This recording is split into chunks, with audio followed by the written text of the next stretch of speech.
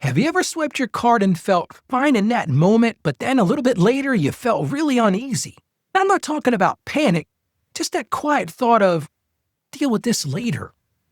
Friend, if credit card debt feels heavy right now, you're not weak, you're human. And today we're going to talk about how to break that cycle gently and wisely as we answer this question. How can you crush credit card debt before it crushes you?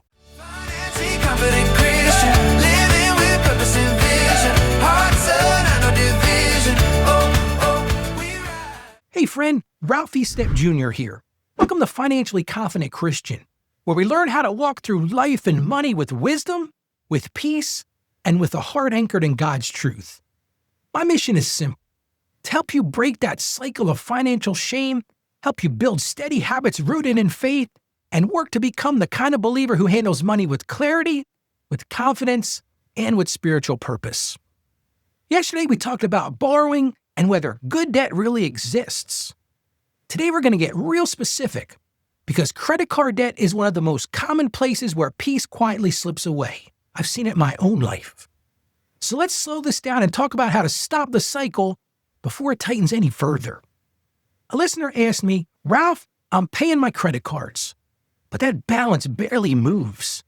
I'm doing what I can, so why does it still feel like I'm losing this battle? And if you've ever asked yourself that same question, you're not alone feeling that way. Here's the part that hurts. You're trying. You're making those monthly payments. But the interest keeps undoing your efforts every month.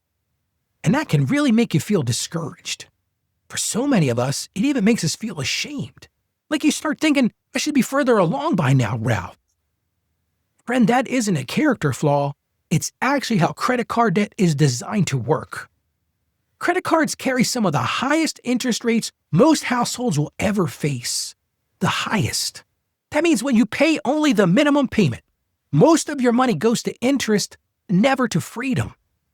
Now, seeing that clearly is scary, but it's also empowering. And I've walked with many people who felt stuck for years until they understood this one thing. Credit cards don't just require payment, they require boundaries.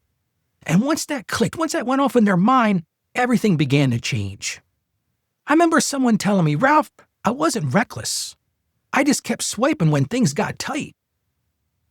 So that person made one quiet decision. And this is a decision that you might need to embrace today. They stopped using the cards. It wasn't drama, it wasn't shame. But they stopped using it, and for the first time, their payments actually started working for them. And that's when their hope returned.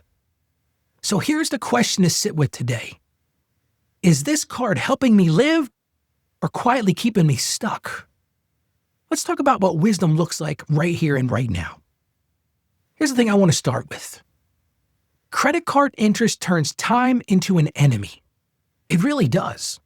The longer that credit card balance lingers, the heavier it feels. Because interest doesn't care that it was just one emergency. I'm just going to charge the card one time. It doesn't care that December was expensive. Hey, it was Christmas. It just keeps showing up every single month, sort of like a silent rent payment that you never agreed to. And that right there is why credit card feels so emotional.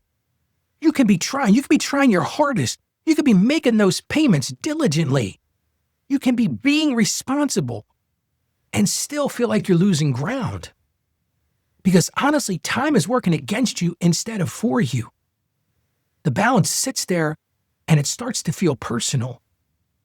It starts to think, why can't I ever get ahead, Ralph? Why is this barely moving? I got this statement last month and hardly moved at all. Why do I feel ashamed even when I'm paying this every month? Why do I even bother? See, that's the weight of interest. It turns weeks into worry. It turns months into regret.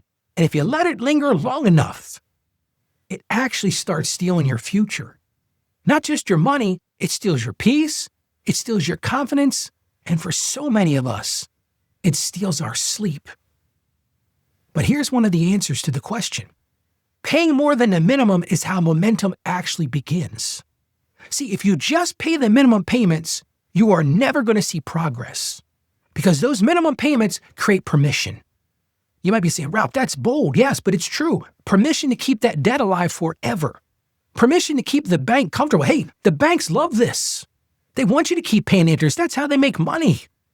And you give it permission to keep you stuck. That's that feeling you have. That minimum is designed to make the payment feel manageable while the payoff stays miserable. Think about that. Manageable, miserable. But that moment that you decide to pay more, hey, even $25 more or $40 more, something changes.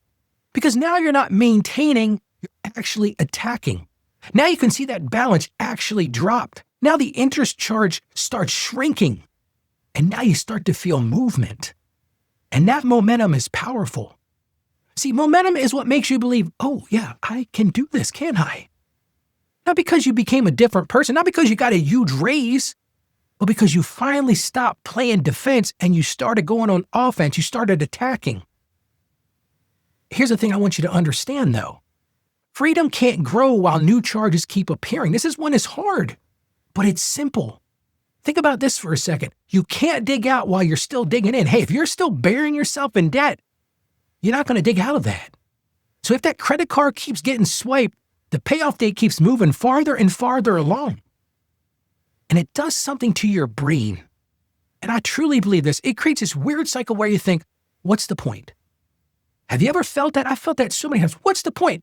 I paid this credit card this month. The next day I went out and charged it up again. Because you're paying, and then you charge, and then you pay again. And guess what? The balance looks the same as it did last month.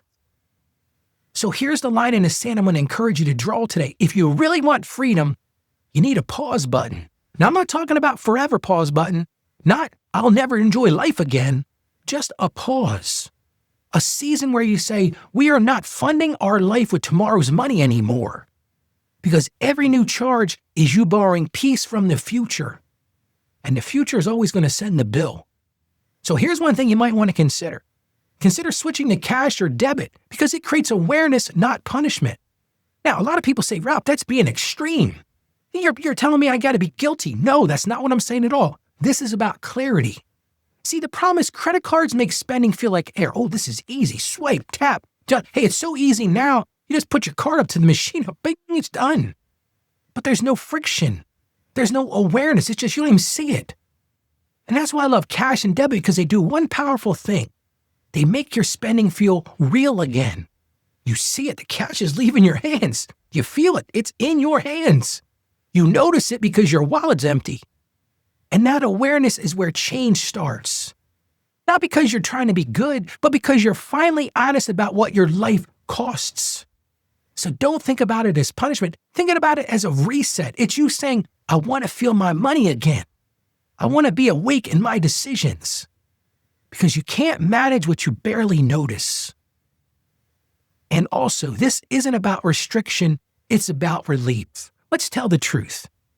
That credit card is never going to be freedom. That card is a leash. It's a leash that feels like freedom until it tightens around you.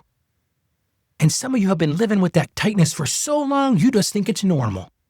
It's that normal stress. It's that normal dread. The normal, oh, please, don't let the car break.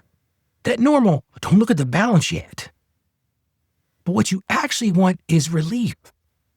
You want to breathe again. You want to go to bed without that low-grade panic of what am I going to face tomorrow? You want to open that mailbox without bracing yourself for, oh boy, what's that credit card statement going to look like this month? So when you change the plan, when you pause the swipes, when you pay more than the minimum and you switch to cash or debit, you're not restricting your life, you're removing a weight. You're choosing peace over pretending. You're choosing tomorrow over impulse. And that choice right there, that's not punishment. That's actually you coming back to life. Let's look at Proverbs 22:3, because it reminds us of this.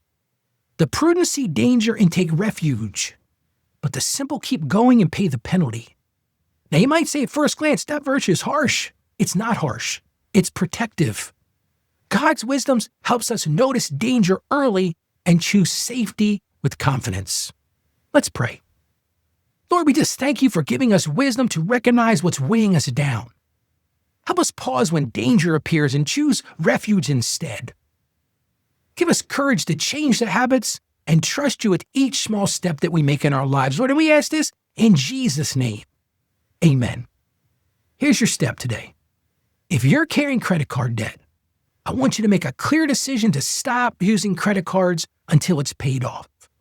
Again, this isn't punishment, it's protection. Someone in our community once said, the moment I stopped swiping, I finally felt like I was winning. This community is a safe place to learn, to adjust, and to move forward without judgment. You belong here. I want to encourage you, go to financiallyconfidentchristian.com/join. Again, that's financiallyconfidentchristian.com/join. We would love to have you in our community. Freedom doesn't happen all at once. It happens one wise decision at a time. You're not behind. You're becoming more aware, and that is super powerful. So today, go out there and be a financially confident Christian. I have confidence in you. You can do this. Stay financially savvy. God bless you, and you have a great day today. Financially confident Christian.